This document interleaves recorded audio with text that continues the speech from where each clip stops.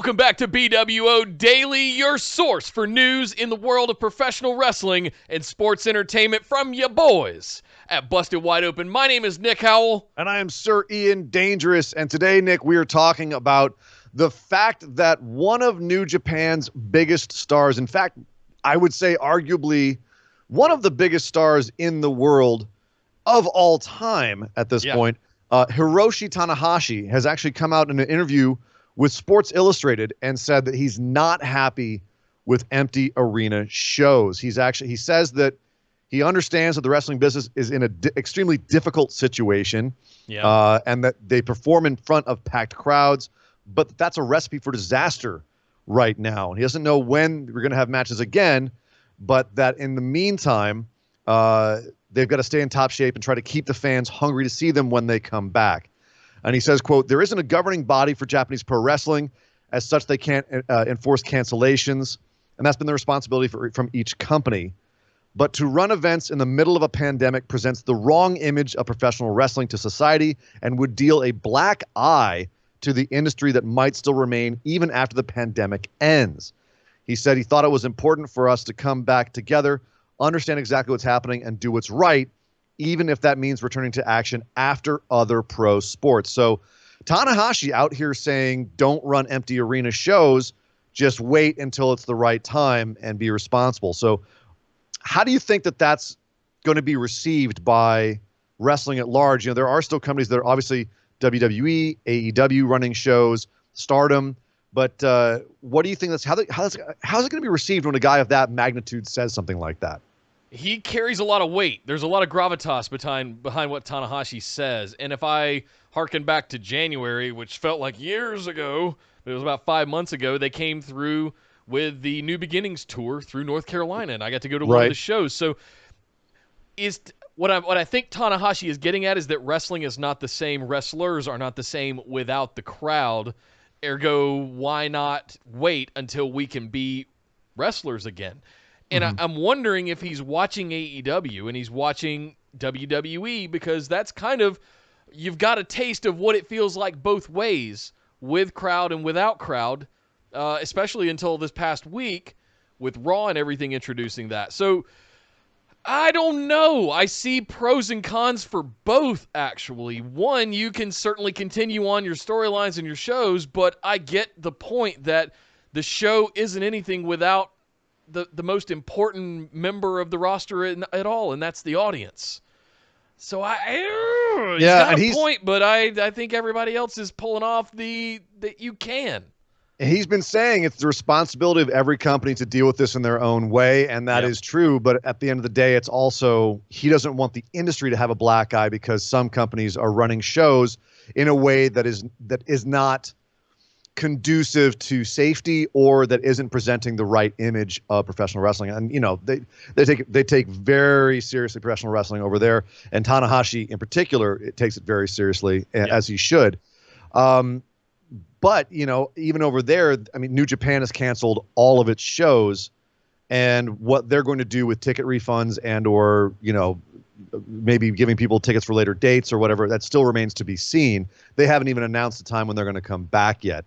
And from what he's saying here, and his philosophy should be that, we wait until it's absolutely safe and then come back. So I'll be curious to see what New Japan does, what Tanahashi does. He did end on a positive note. He said, just imagine something for me. Imagine that this pandemic is behind us and wrestling is back. Imagine thousands of fans together cheering on the wrestlers fighting in the ring. Imagine those wrestlers giving it absolutely everything that they have.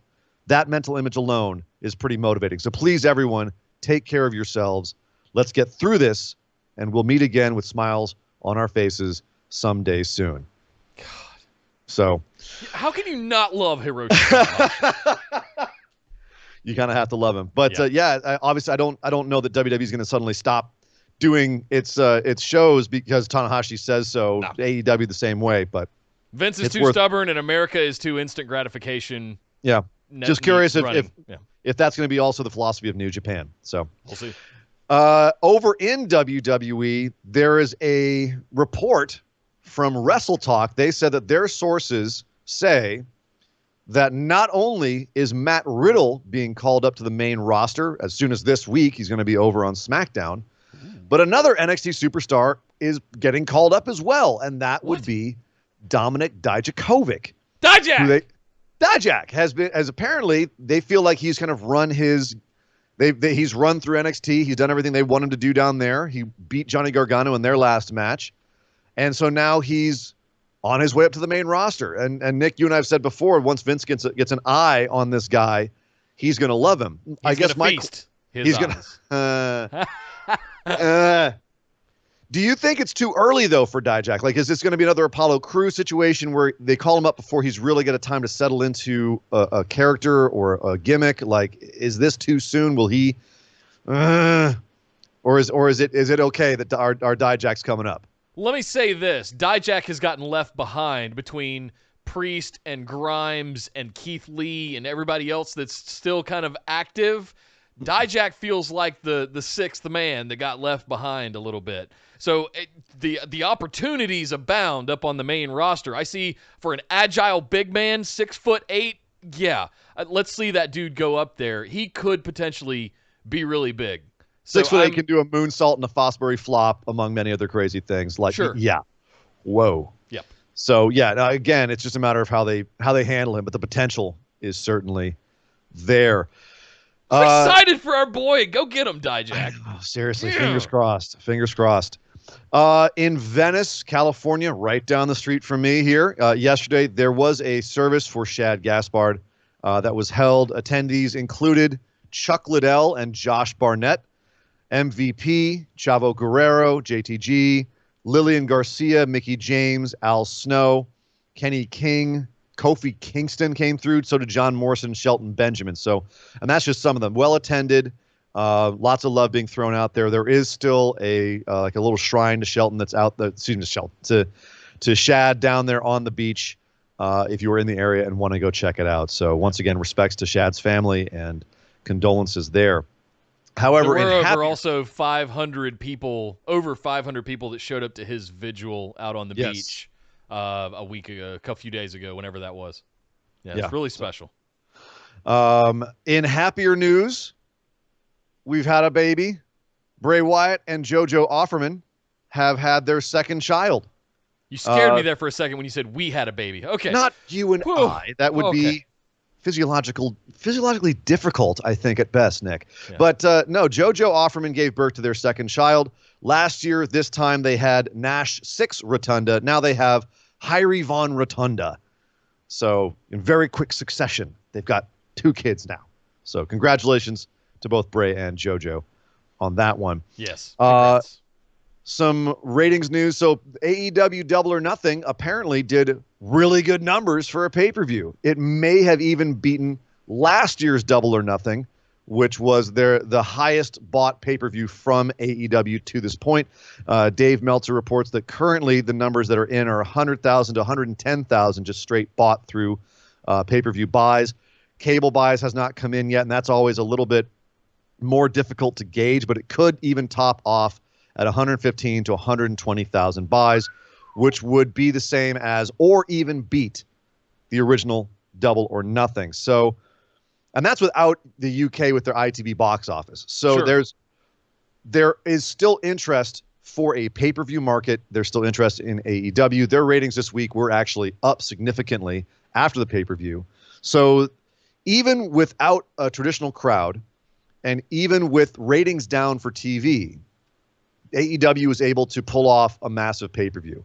That says a lot about their brand, and it says a lot about the hunger that's still out there to see this sort of thing and to pay $50 a pop. So we're mostly spoiled by the WWE Network at $9.99 a month now, basically $120 a year. So the fact that, and we're getting a pay-per-view per month for that, so 12 of them, right? Imagine paying $50 a month per pay-per-view. Like so the idea that the appetite is still out there strong enough to exceed 100,000 buys in the traditional sense at $50 a pop. Wow, that's eye-opening, and everybody should really pay attention to that because, as you said, that appetite is definitely still there for some wrestling, or even if it's an alternative to WWE. Sure, think about it that way. And especially when we're seeing the numbers for traditional TV and streaming going down for wrestling. from what they were before all this was happening. To have that be so strong is a very good sign indeed. Very eye-opening. And finally today, Nick, a couple of happy birthdays. Hey. Mr. Old School Steve Corino is 47. And your girl, Nick, Nia Jax is having her birthday today. She is turning 36. Turn around and blow her a kiss there. There you go. I will do no such thing, sir. Ian Dangerous. It's her birthday. And she's not birthday, like most whatever. girls. There you go. Yeah. Happy birthday. So happy birthday. I'll get you a cupcake later. Steve Corino and Nia Jax. And that is the news, Nick. That is the news for the day. Well, thank you very much, Sir Ian Dangerous, and thank to all of you for checking us out. Make sure you're subscribed to the channel here, where we will bring you daily news Monday through Friday every single week. Make sure you got your notifications turned on as well. Find all of the links to all of our social stuff, our groups, Discord, and links to podcasts where you can listen to our weekly shows throughout the week, or you can watch them here as we live stream them every Tuesday and Saturday. We'll be back tomorrow covering AEW Dynamite, NXT, and Friday Night SmackDown after tonight's airing. But my name is Nick Howell. You can find me on Twitter at DataCenterDude. And I am Sir Ian Dangerous. You can find me on Twitter at Sir Ian Dangerous. And we will see you guys next time.